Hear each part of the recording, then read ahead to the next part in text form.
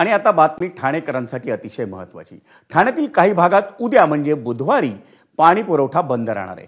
PC आणि टेमघर या जलशुद्धीकरण केंद्रातील उच्च दाब सबस्टेशनमधील आवश्यक कामांचं कंट्रोल पॅनलची दुरुस्ती, ट्रान्सफॉर्मर ऑइल फिल्ट्रेशन करण्यासाठी पाणी पुरवठा होणार नाही। बुधवारी सकाळी 9 ते रात्री 9 पर्यंत म्हणजे 12 तास विविध भागांमध्ये पाणी पुरवठा होणार नाही। दरम्यान या शटडाऊनमुळे पुढील 1 ते 2 दिवस कमी दाबाने पाणी पुरवठा होण्याची शक्यता आहे। बुधवारी ठाण्यात कुठे पाणी पुरवठा होणार नाही पाहूया ग्राफिक्स मधून। घोडबंदर रोड, वर्तकनगर, ऋतू पार्क, जेल परिसर, गांधीनगर, रुस्तमजी, सिद्धांचल, समतानगर, सिद्धेश्वर, इंटरनिटी,